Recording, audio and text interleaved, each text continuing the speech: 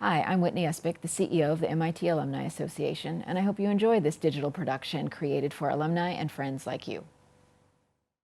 Hello, everyone, and welcome to the first session in the 2021 webinar series of the MIT Arab Alumni Association. My name is Hazem Zureiqat, and I'm an advisor to the board and former president of the MIT AAA. I will be moderating this panel. The MIT Arab Alumni Association is an affinity alumni group established in the 1990s. It aims to build bridges between MIT and the Arab world through events, programs, and partnerships. Prior to COVID-19, our flagship event was the MIT Pan-Arab Conference, of which we held 8 across the region. We've also established the first endowed scholarship fund at MIT to support undergraduate students from the Arab world and those of Arab descent. We began organizing these webinars last year. We held, I think, about 7 events covering a variety of topics, but primarily focusing on the COVID-19 pandemic. This year, we are kicking off a series that covers a broader range of issues, starting, of course, with this first event on new mobility, innovations in transportation. As our societies become more urbanized and our cities more congested, challenges related to transportation and mobility, our ability to move around, have become more pronounced and more complex. These challenges manifest themselves economically through the lack of access to jobs and education, delays and lost time due to traffic congestion and so on, and environmentally through increased emissions and higher energy bills.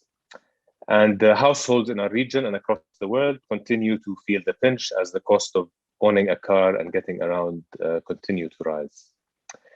But as the problem becomes more complex, work on developing solutions has also accelerated in many places, and those solutions have become more innovative. We're seeing AI-powered solutions to better manage traffic flow. Ride-sharing technologies and ride-hailing have disrupted the entire transportation industry over the past decade. And what were once viewed as more conventional public transport services have even evolved and adopted new technologies and modes of operation. And we often hear that the future of mobility is autonomous, connected, electric, and shared.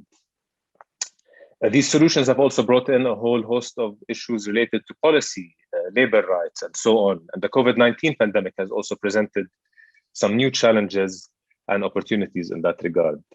The pandemic has accelerated the adoption of tech and highlighted issues related to adaptability, to resilience, and to social protection in places where transport is heavily reliant on fragmented informal service providers. Since this is an MIT event, I also should mention that MIT has also been at the forefront of developing and working on these solutions. The Institute recently brought together all the transport-related work and research that's being done across different departments under one umbrella called the MIT Mobility Initiative. I encourage you all to look up the Mobility Initiative and check out some of the work that they're doing. Today, we are honored to have with us 3 distinguished guests. Please allow me to introduce them very quickly before we start our discussion. I won't read the whole bio. You can read those in our announcement, but I'll read a shorter version of the bio. Dr. Ayman Smadi is the MENA Director at the International Association of Public Transport, UITP, and the Director of the MENA Center for Transport Excellence in Dubai. Prior to joining UITP, Ayman acted as the Executive Director of Transport and Traffic Management at the Greater Amman Municipality, where he was also my boss, actually. And he was directly responsible there for the development and implementation of transportation policies and programs in Amman. Ayman holds a PhD in transportation engineering from Iowa State University. Joanne Kubba is the Senior Director of Public Policy for Uber, covering Europe, the Middle East, and Africa. Her focus at Uber is to work with key governments and regulators to help define the right parameters for Uber to operate, while showing the impact that the company can make at delivering economic opportunities and investments into the region.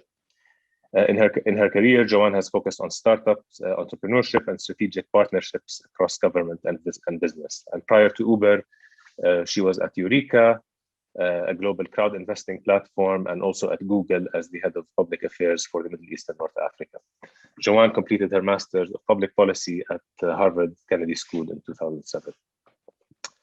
Dr. George Aoude is the CEO and co-founder of Derq, an award-winning MIT spinoff with a mission to eliminate road accidents and save lives. Derq has been recognized globally and was selected for the Techstars Mobility Program in 2017 and won the prestigious South by Southwest AI Prize in 2019 and the 2020 Together for Safer Roads program for Vision Zero. Dr. Aoude holds a PhD in aerospace engineering from MIT, and his expertise includes autonomous and connected technologies and intelligent transportation systems. So we'll be doing a couple of rounds of questions with the speakers before opening up the floor for audience questions. For our audience, please make sure you type your questions in the Q&A box on the bottom of your screens. The chat feature is enabled, so please use the Q&A box. I want to start with Ayman. Ayman, given your role at UITP and your wide membership base of transport authorities and leaders in the region, you have visibility on the state of at least public transport in the MENA region. Can you give us a sense of where we are today? What's the state of public transport in MENA, and what are the key patterns and trends that you're seeing? Thank you very much, Hazem. Good evening and good morning, I think, for some of our colleagues in the US. Pleasure to be here.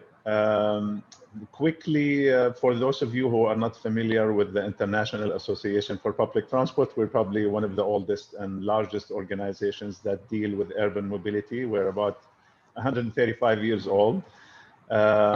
Started as an advocacy group in Europe and expanded to be a global organization. And of course, for the Middle East and North Africa, as Hazem mentioned, we have a wide membership base. We pride ourselves on having the full supply chain, if you will, of urban mobility. And so if I start at the global level, perhaps, there were 4 distinct trends that we call them future trends. This is prior to the pandemic, of course, that included at the very heart of it is digitalization. All the different services and technologies that disrupted and began actually, shaping the future of mobility, if you will. In MENA, it's sort of similar, but maybe due to the diversity of the region, it varies from one country to the other. But we have maybe 3 distinct geographical areas within MENA. We have the GCC. I'm located in Dubai, and Dubai by itself probably is a case of its own. And then we have sort of like the heart of the Middle East, I would say, like Lebanon, Jordan, Egypt, of course, Syria, Iraq. And then you have the Maghreb region with Morocco probably leading on sustainable mobility. And so what we have seen over the last few years is really acceleration of the transformation towards sustainable mobility. I think it's very evident in cities that traditionally were so car oriented. If I take Riyadh, Saudi Arabia, as an example, where it is a typical actually US layout in terms of a grid network, lots of roads, lots of highways, lots of cars. And they figured that this is not working, and they embarked on one of the largest public transport projects in the world, which is the Riyadh Metro, BRT, bus network, etc. So we see a full transformation of a city that was so car-oriented, and this trend is repeated, with varying degree of success, but almost in every country in the region. We saw development of strategic plans that promoted sustainable urban transport. We saw attempts and some projects that succeeded in delivering mass transit systems. Hazem mentioned the word informality. I think this is quite key for the region, which I would like to link later to innovation and technology, because there's been a lot in terms of how do we reshape the industry by having, in a city like Cairo, for instance, you have more than 110,000, 120,000 microbuses that provide very essential services, but they are very likely regulated, in terms of level of service, in terms of safety standard, etc. It's a huge challenge. And then when you try to implement projects, what does that mean? So we view technology as one catalyst where you can actually, make a change without having a top-down approach. What we also see in the region is the embracing the technology. And I think part of this is having such a young population. Part of it is the reality of doing business in the industry and having new players, not so new anymore, like Joanne, Uber and Kareem and the likes. And actually creating an argument for technology where we have proof how we can optimize resources, how we can improve services, and also make a change, like in the yellow taxi, for instance, sector.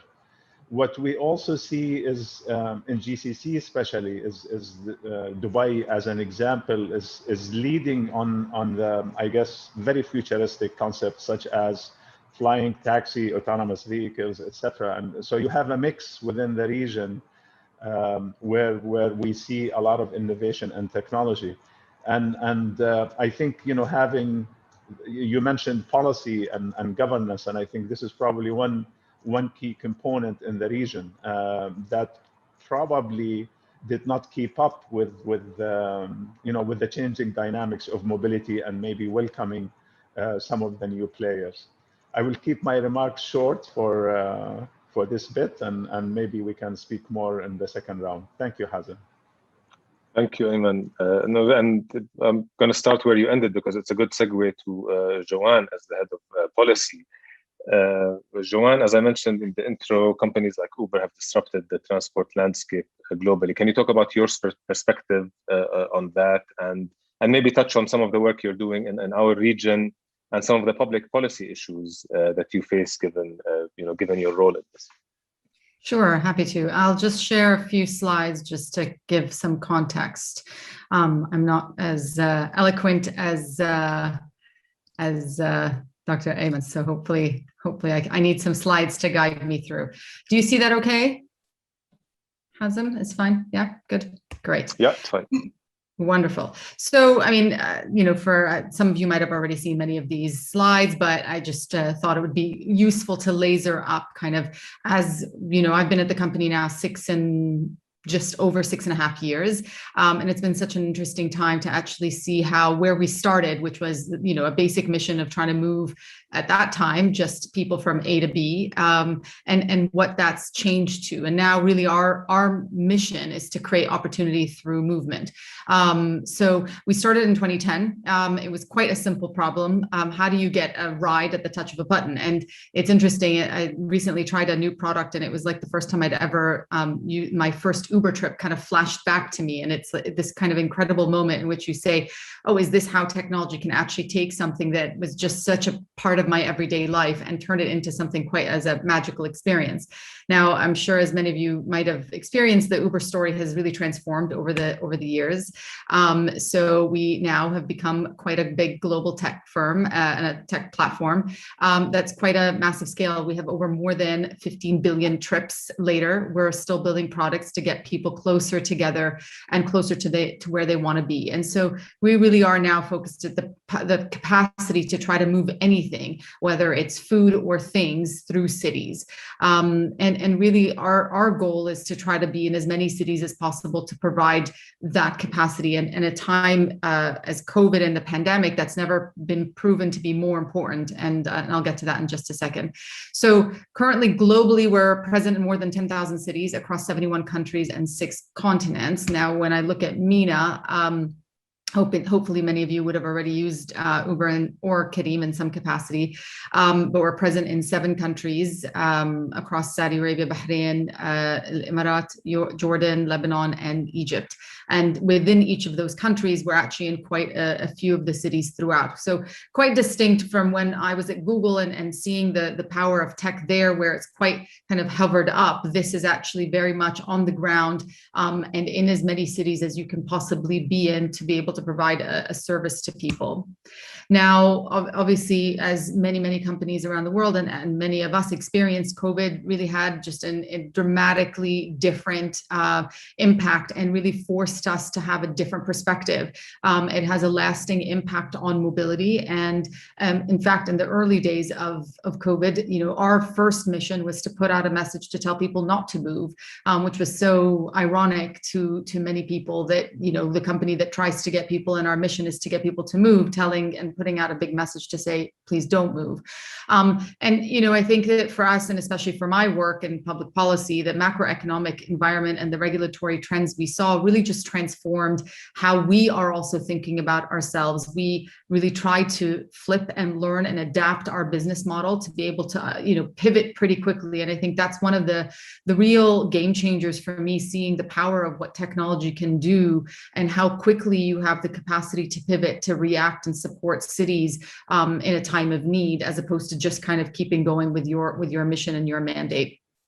So at Uber, we really tried to focus on what do our communities need, and what is it that we're going to try to do. And one of the big things we tried to focus on is how do we actually help in terms of making sure that our low-cost products were also providing safe solutions to try to get people where they needed to without creating more of a problem when it came to emboldening the pandemic. So now some of the things that we actually try to focus on are different than our normal business of just, you know, the rides, the classic, you know, one person in one car. We launched things like Uber by the hour. So if people needed to quickly do things and just book a car for an hour to run errands because that was the only space of time that they had to move around their city.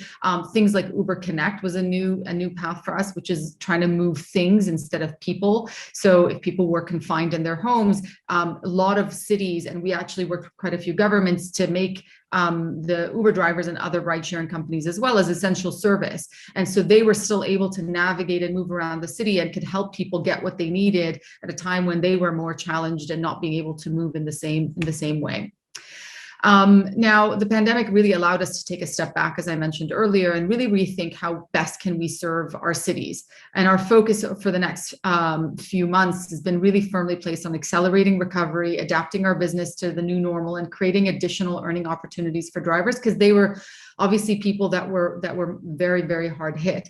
But we also saw an uptake in a lot of people that were trying to earn an economic opportunity. Many of us experienced in our cities big layoffs of people, and the fact that there was, as Hazem mentioned, you know, labor rights actually came to the forefront because it was important that we also could communicate with government to show how having flexible platforms where people come in and out when they are in need of an opportunity is so critical. And how do we do that in a way in which these people are protected and the gig economy is not seen as a place that is vulnerable or not useful for people when they're trying to create a flexible opportunity, bridging a gap between jobs or even more full-time.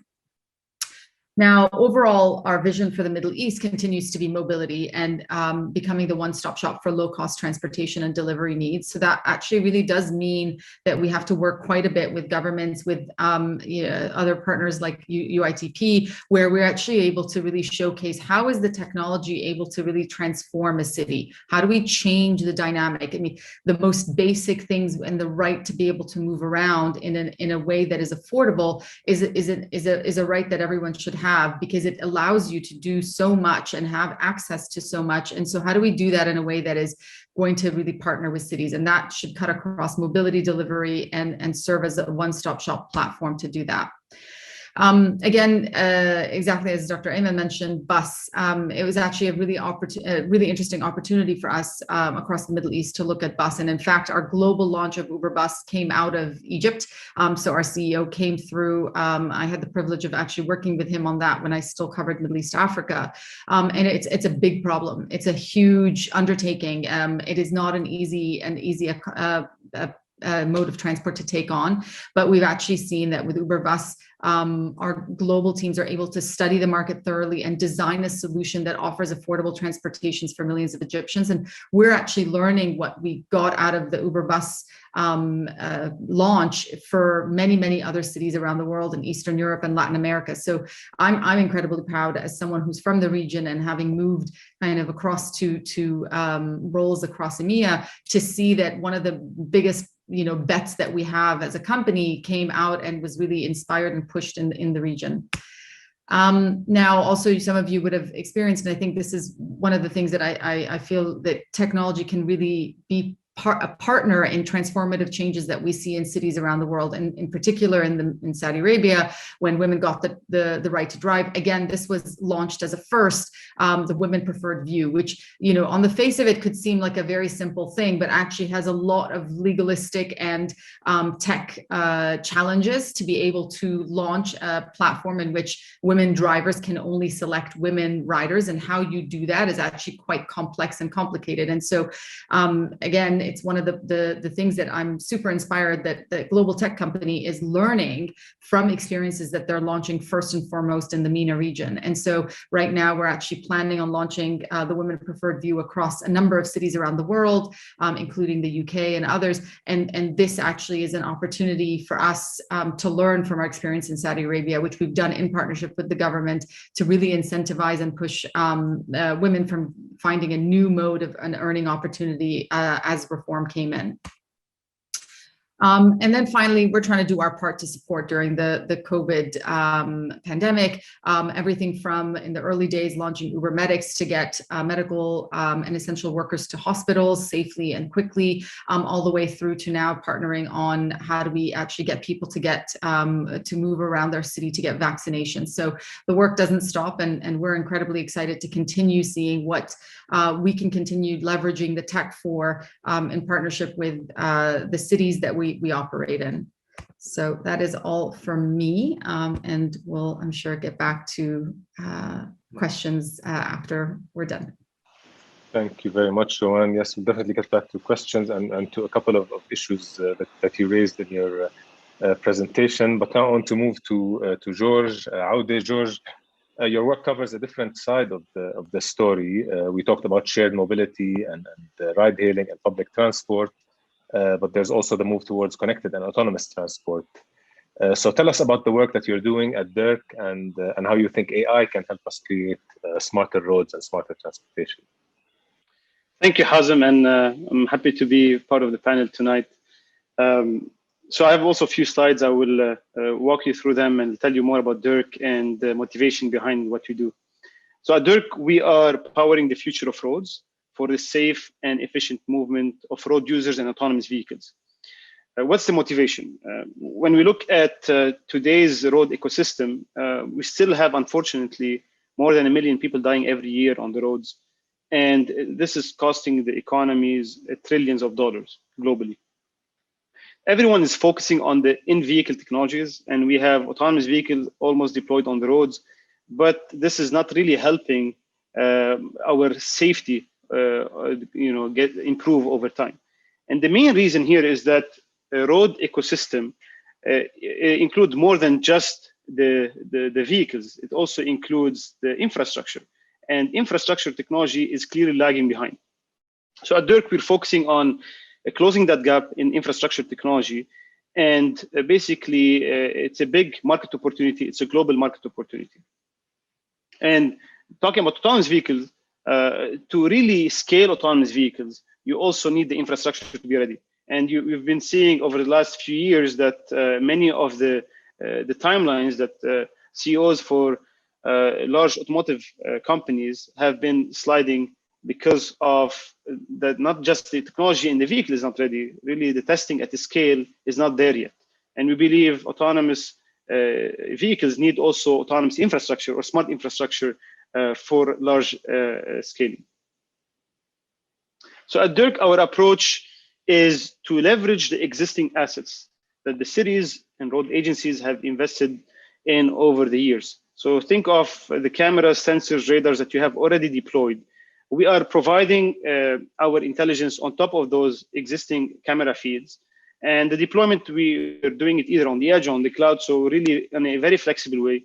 And we're focusing on providing a software platform that takes those existing camera feeds and run in real-time analytics that's powered by AI that help understand all behaviors and dangerous scenarios that you see on the roads, and then also use AI to predict actions.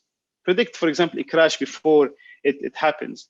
And this allows us to then power a number of solutions. We think of them in two categories: insights, which is solutions that are analysis of what's happening on the roads, where are the dangerous hotspots, and basically providing the customers a way to understand what is happening and being very proactive. And we have another type of solution, which is real-time alerts. And this is really sending alerts in real time to connected and autonomous vehicles that helps today's current cars, or what we call them connected cars, and the future of autonomous cars. We've deployed our technology initially in Dubai. We are Dubai and Detroit based. In 2016, I launched Derq, and then was joined shortly after by my two co-founders, Amr Abu Fadil and Kar Jambar. And today we have two offices in Detroit and in Dubai, and we are growing our deployments across the world. You can see a focus on the US, in the Midwest, Michigan, Ohio, and also on the coast with Nevada and California. And as well, we are strengthening our relationships and deploying new pilots around the UAE. And the plan is to really focus on growing the US, which is a big and pioneering market when it comes to connecting autonomous vehicles, as well as support the growth of such technologies in the GCC. We're doing that direct with going to some of the most forward-thinking cities, states, road agencies, as well as with partners that are very important for us to scale and enter new geographies, the likes of Capsh or Denso or Motional. Those are some of the leading mobility players, and we're very proud to be able to call them partners. To illustrate what that future of smart infrastructure will be, I will be sharing here a 1-minute video. It's a demonstration that we've done almost a year ago, or over a year ago now, with 2019, mid-2019, with Capsh. Capsh is a leading traffic player, and they basically provide the hardware, the traffic systems, and they are partnering with us to provide them with the solution, the software that leverages AI to help predict actions, alert drivers in risky situations, specifically here focusing on intersections and the safety for pedestrians and cyclists.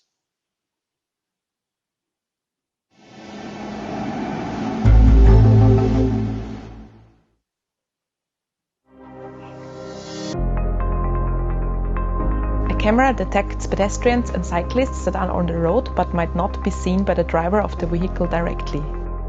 This data is then processed by the Derq brain, and real-time alerts are sent to the driver. In urban areas, there can be plenty of blind spots and obstacles obstructing a driver's view. To avoid an accident in a situation like this, the pedestrian can be detected by the camera and the driver can be alerted real-time before actually seeing the person on the road. Cycling through dense traffic can be very risky, as cyclists can hardly be seen. By alerting the driver of the car early enough that they are able to brake safely, emergency stops can be avoided. Together, Capsh Trafficcom and Derq are able to make traffic at intersections safer and more efficient for all road users involved. So this is just one last word here, is the infrastructure technology is not here to replace the in-vehicle technologies. We need the latest and most advanced system within the vehicles. We need autonomous vehicles to really improve safety. But the infrastructure technology is an enabler. It will help deploy at scale. It will help improve the safety level to unprecedented levels that will allow the governments, the road agencies be comfortable to deploy such systems at the scale in the future. So I'll pause here, and I'm happy to answer questions in the Q&A later on about Derq and our technologies. Thank you, George. We already actually got a couple of questions for you. I want to remind the audience that they can submit their questions in the Q&A box. As I mentioned in the intro, the COVID-19 pandemic has had a huge impact on all aspects of life, including transportation, and Joanne has touched on this in her presentation. I want to go back to Ayman. Ayman, can you give us a brief of how public transport authorities have adapted to COVID-19, and how do you see the future of public transport post-COVID? There's been a lot of talk about that. Thank you, Hazem. So clearly, I mean, the whole sector has been negatively impacted, namely due to movement restrictions. I think Joanne mentioned this a little bit. I mean, we rely on demand coming from economic, social activity, and clearly, when you have movement restrictions, there is no demand on the system. Excuse me. So this created two problems, actually. The first problem is for the operators, they're not generating enough revenues, which means that they are looking at how to deal with the services. And again, here, this is where technology, became very relevant on how they can adjust their operations, change routing, even in dealing with the sanitization and dealing with driver assignment, dealing with tracing cases, et cetera, et cetera.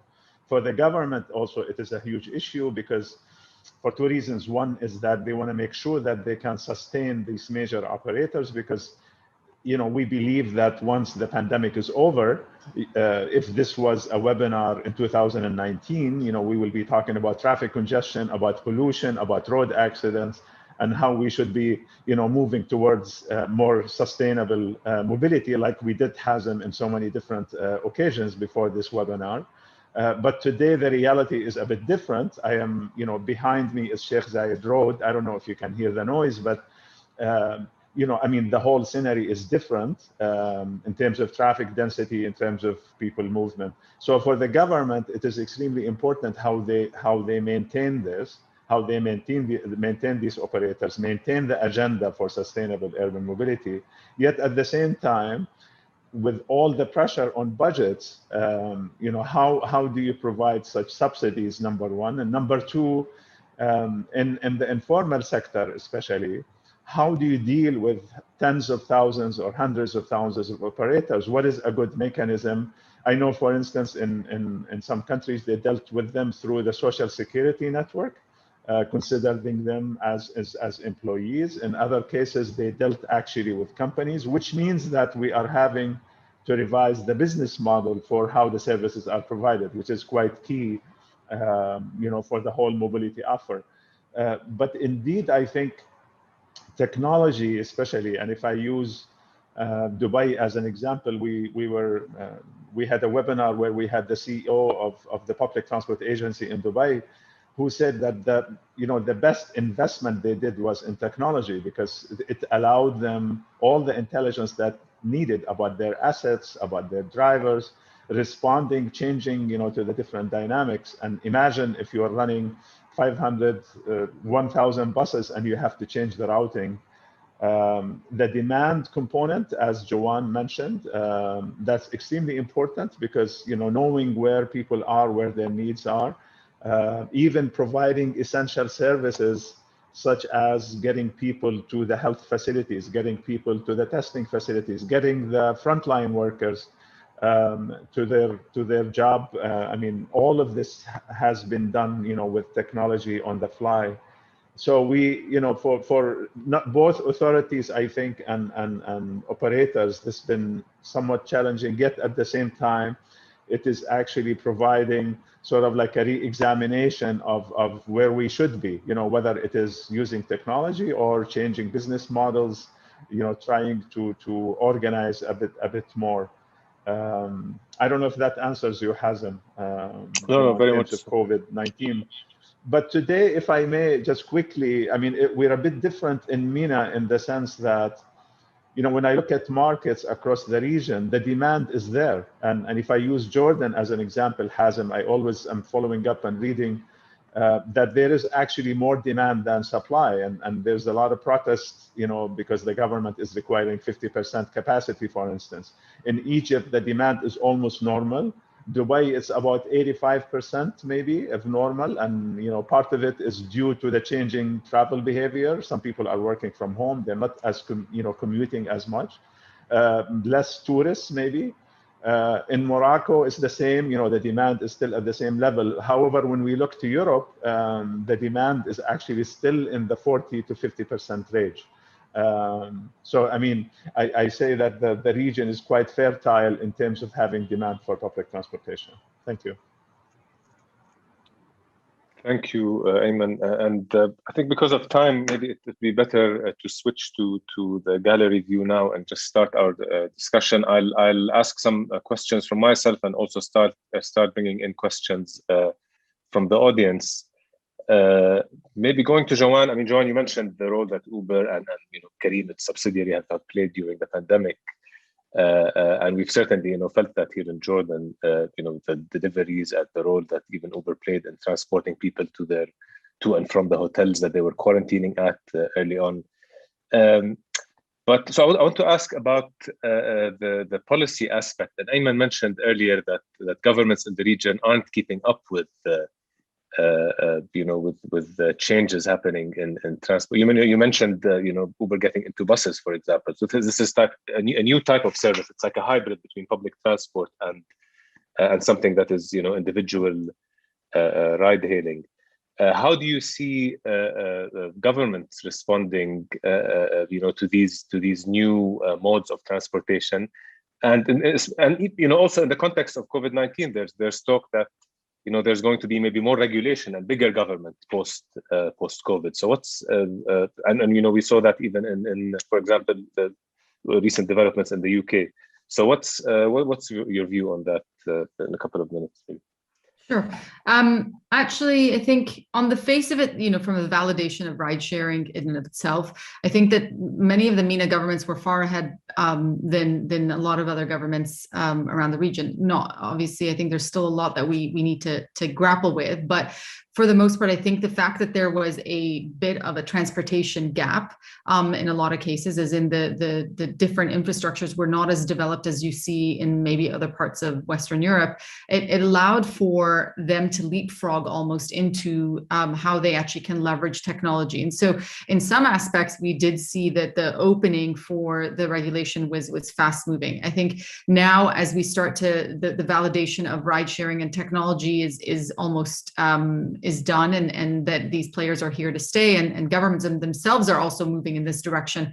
There are question marks in terms of how do we actually then, really create a pathway for them to really grow and continue to create investment. And so I do think that we're going to hit up a new challenge when it comes to things like data and how we think about data and the cross balance between data and privacy, and then fees and operational costs of how a lot of these different tech players, and how do you consider them? Are they transport companies? Are they tech companies? And I think that's something that is very much a live conversation.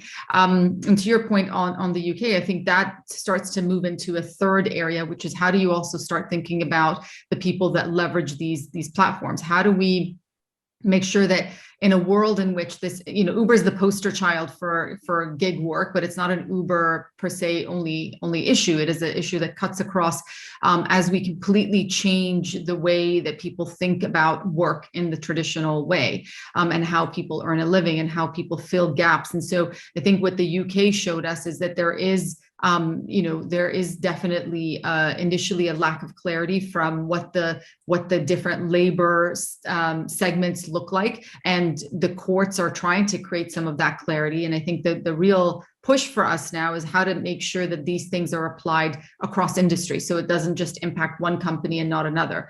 And so I think for us, we've made this very clear, is that we don't believe there needs to be a trade-off between giving individuals the capacity to earn a living flexibly that fits in terms of their lifestyle based on what they need. Sometimes, people need different flexibilities for different reasons, either between jobs, either because they don't want to work full time, either because they have family needs that they need to adhere to, but not at the expense of getting protection. And yet, unfortunately, the labor courts aren't structured in which you are given the capacity to offer benefits, but not be considered an employer. And I think there's a lot that there's to move into. So I think that is a separate space that is more prevalent in Europe currently than we see it in MENA, mostly because I think the conversation around labor is still being had, and the dynamics are a little bit different. But I think it will emerge, especially in places like Saudi Arabia and Egypt.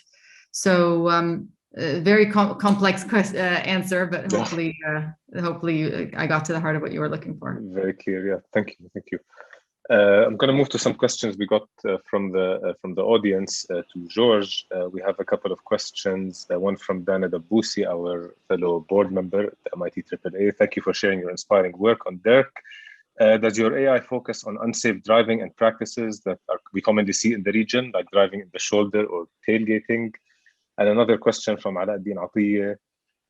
Did you measure the effectiveness of your interventions? I'm curious to see some tangible statistics on the efficiency and accuracy of AI prediction models. The first question is, can you repeat? Is it do we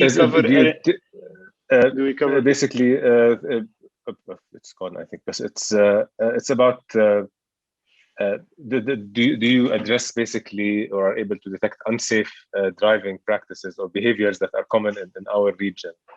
Exactly. Yeah.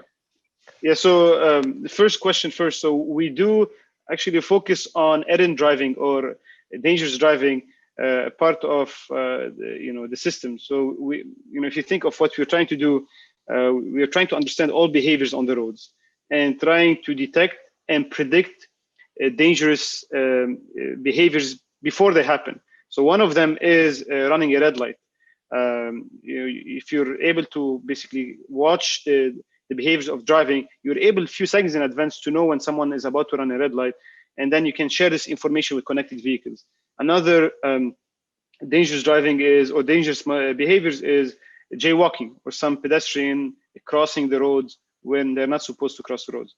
So depending on the geographies, depending on actually the cities where we're deploying, different types of dangerous behaviors are observed. And the system, because we control the systems, because we develop the software and the AI, we are able to add new features, new basically maneuvers or new behaviors, and adjust for the needs of the customer. So in the UAE, running red lights is a common one. Speeding is another one. So yeah, we are able to basically detect any behaviors that the cameras or the sensors can see, and then we adjust the systems accordingly. For the second question regarding the performance, it's a great question. I spent a few years of my life proving that at MIT. So definitely performance is needed to be able to deploy live with the customers, with the partners. And the way we're able to, we measure performance, and it really depends on the applications, depend on the geographies, but usually our performance is to maximize what we call the accuracy or the true positives while minimizing the false warnings. And with AI, with our own patented way of doing things, we're able to achieve above 90%, in many cases above 95% accuracy, while keeping false positive to the required levels. So that's a great question, and definitely it's the first question that usually the customer asks for. Does it work? Yeah, it does work. Makes sense. Thank you, George. We have a couple of more questions from the audience. Maybe this one could go to Ayman. It's from Marcus, who's a graduate of course 4 and 11 at MIT and a member of the Media Lab. He's asking about the relationship between mobility, transportation, and land use.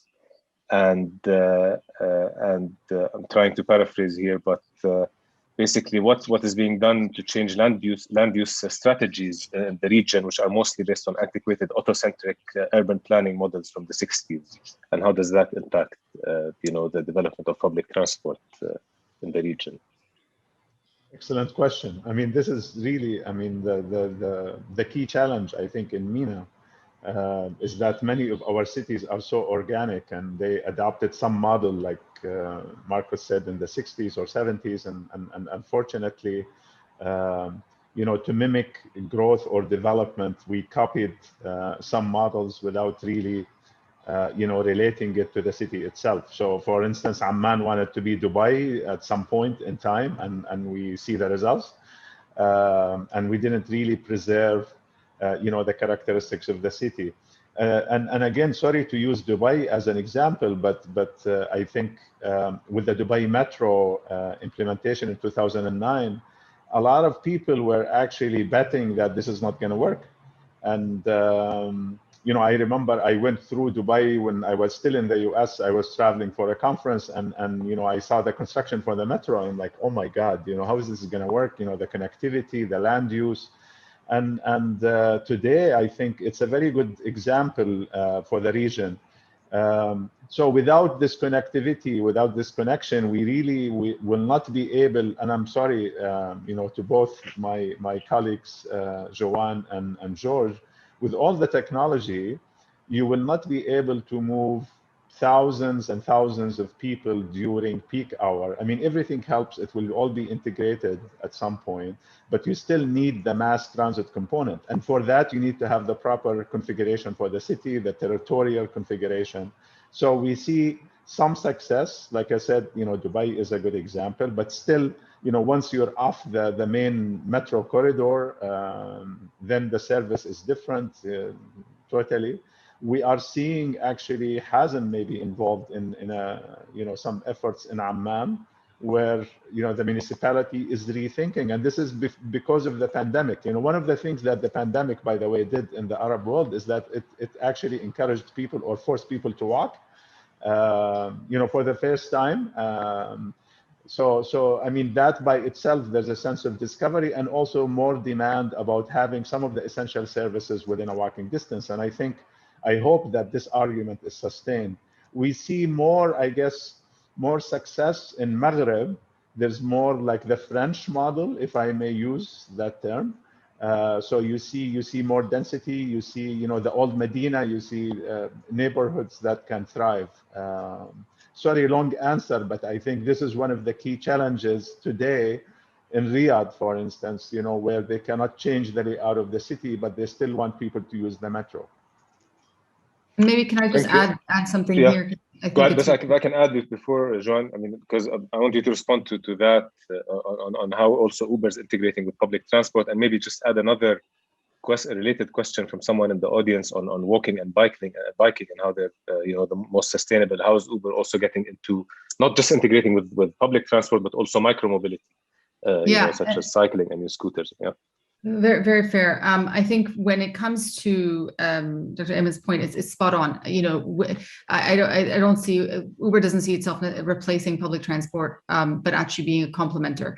And so no one system can do it all. And I think for cities to really efficiently move around and for us to really tackle congestion in a true mode, we need to be able to leverage technology to get people to actually use public transport. So we have things like Uber Transit, which we've done in places like Dallas or other cities in Europe, where, you know, you can actually look for the closest public transit spot and then also be able to then hop into an Uber when it goes into the desert, the rural areas, I would say.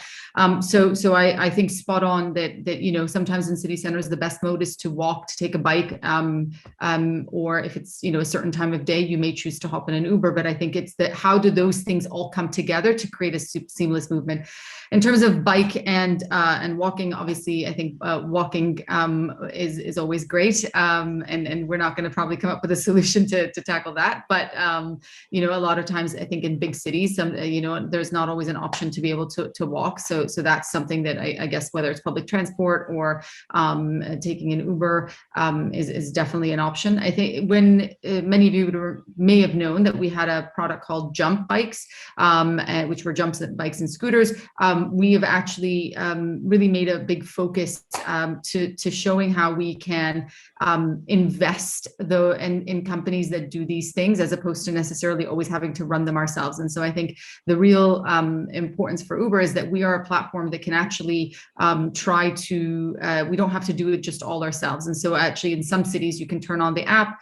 We invested into Lime. So a lot of our Jump business went into the company called Lime, which we have stake in. And so if you go into London, for example, you'll still be able to actually pick the different mode that you want. You may get on a scooter, a bike, as long as it exists in that city. So for us, fully agreed with the person who asked the question that yes, there are many days have different needs. For shorter distances, you may take a scooter. For a longer distance, you may take a bike. For a city center, you may take public transport.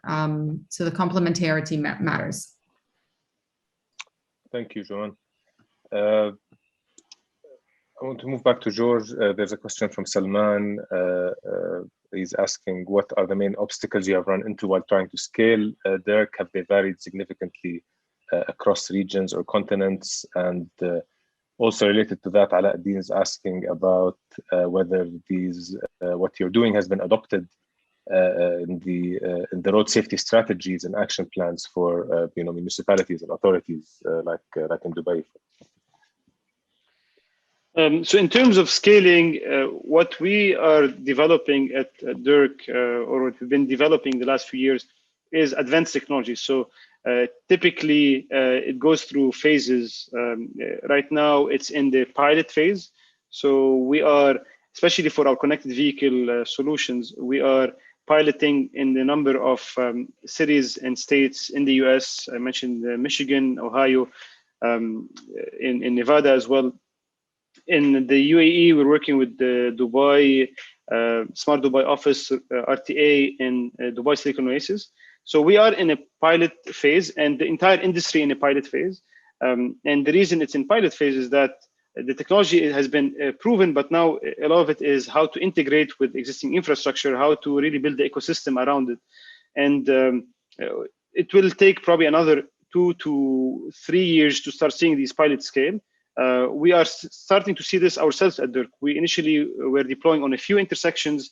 We still call them pilot or some sort of POCs now, or proof of concept. Now we're going to pilots that not are only on a few intersections. We are now going to corridor deployment. So we just were awarded a 65 intersection deployment in Michigan, and this is really showing the scale of how Michigan and others will follow. It's not going to be everywhere immediately. We're going to go into corridors, and then eventually, as those corridors scale, which corridors are the main roads basically, you start having city scale deployments. So what will really help this scaling is, one, having more cities and states really open to testing and piloting these technologies. Another main factor is also having the funding that needs to come to accelerate those initiatives. And infrastructure investment has always been a question in our industry. Who's funding it? Is it the government? Is it private sector? And obviously, there is probably somewhere in between. You see those public-private partnerships appearing more and more, especially in our field.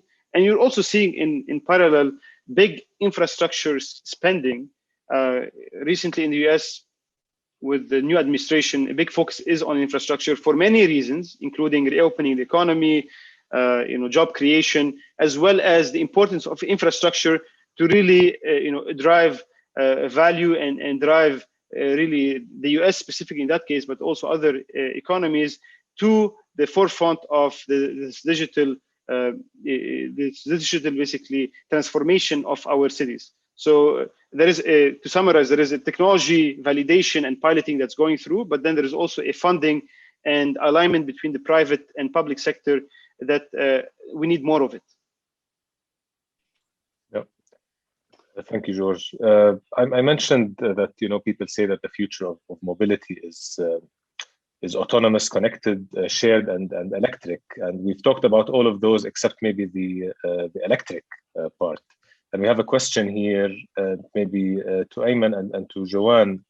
How does a pioneering city in mobility like Dubai deal with the tensions between EVs and the cheap conventional travel modes? Maybe to Ayman specifically on Dubai, and to Joanne generally, just how Uber views e-mobility and electric mobility in general. We can start with Ayman.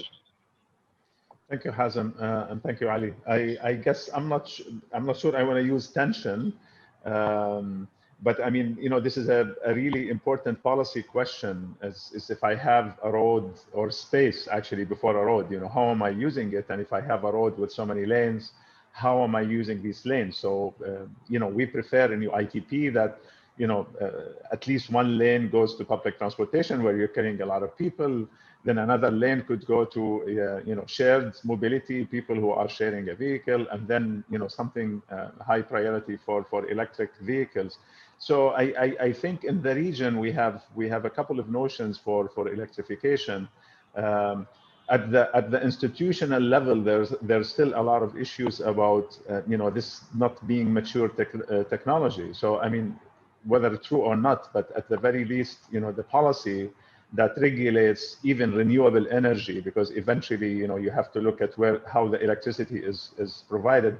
We did a very small experiment in Amman before I left in 2016 with less than 50 electric taxis, and it was very challenging, to deal with the policy, the regulation, the infrastructure for the charging, training the drivers, all of this stuff. So in Dubai specifically, I think, you have DEWA, you have the city vision, and then you have all this infrastructure. So at this point, there isn't really enough concentration or critical mass of electric vehicles. But I think the city is leading in terms of having the vision and providing the charging infrastructure for free at this point, and making sure that you have this integration, that you can actually charge your vehicle where you can have opportunity charging. Dubai Taxi, for instance, which operates under Hala, also has the option to get an electric vehicle. So I mean, I think it's positive so far, but there isn't really a large-scale deployment that's creating issues at this point, in my opinion. Thank you, Ayman. And Joanne, before you talk about electrification, I just want to add another question for you for the sake of time. We have a question from Hashim Dabbas. How do you manage long-term planning in markets where policymakers and therefore policy direction changes frequently? In my home country of Jordan, we have a new Minister of Transport every couple of months. So I once experienced, I think, 3 ministers of transport in a month. So I definitely understand that. Maybe I'll tackle the second one first, and then I'll get to the first. It's challenging. It's not easy because a big part of actually trying to do some good policy making is to have spend time with the policymakers to really get them to have dialogue about the complex issues. The issues are not easy or simple. So I do think that is quite a challenge, but one that we've been tackling for quite some time. And I think it's also making sure that your stakeholders are varied and that you're not just talking to 1 or 2 individuals, but really showcasing the value that you can bring to a city in the long term through a number of different allies. And so we've seen that even in Egypt, when there was a lot of changes, we didn't just interact with the Minister of Transport, but we were spending time with the Minister of Investment, with the Prime Minister's office, and also third parties. So it's not easy. But you have to have grit, tenacity, and just always spread your wings as much as possible. On the electrification, I know we're getting close to time, but it's something that's incredibly important to us at Uber, and it's a huge global priority for us. We actually launched something called the Spark Report. Last year, our CEO announced it. It was a global announcement of commitments that we're going to make from a sustainability point of view.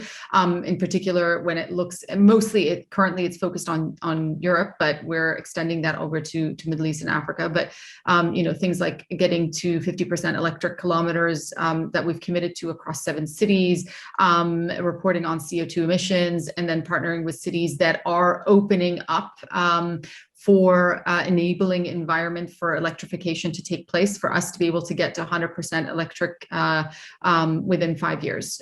So really, I think then the next mission is for us to find cities that are creating the enabling environments for us to do that. And some of that includes whether it's enabling regulations, working to make sure that there is enough charging infrastructure, as Dr. Ayman mentioned, but also that the charging infrastructure is not just in dense city centers, but actually further out where people may actually be able to charge within a neighborhood. And then finally, regulations. I think we're still seeing outdated regulations across, this is not just exclusive to the MENA region, across the world, that don't create the enabling environment for either affordable electric vehicles to come through the market, a secondhand market of electric vehicles to come through, but also, we have things like return to garage in places like Germany and Italy, where literally a driver who is working on a platform like Uber or other ride-sharing companies will have to basically spend half of their trips empty to return to a base. This is an old model of taxi system. So I think it's the combination of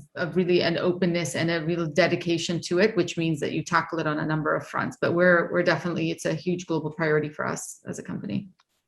Thank you, Joanne. I'm sorry I won't be able to get to all of the questions. We are run out of time, and I want to take this opportunity to thank our three panelists, Ayman, Joanne, and George, for their valuable insights and contributions. I want to thank my colleagues at the MIT AAA board for helping me, for helping put this together, and Mace for helping behind the scenes, filtering the questions, and Moana Benton and Emily Taylor from the MIT Alumni Association for setting up this webinar. Finally, I want to thank everyone here for attending the webinar and for submitting all your questions. And I look forward to seeing you all at our future events. Hope you all stay positive and test negative, and take care. Thanks so much. Thank you, Hazem. Thank you, everyone. Thank you, Hazem. Thanks for joining us. And for more information on how to connect with the MIT Alumni Association, please visit our website.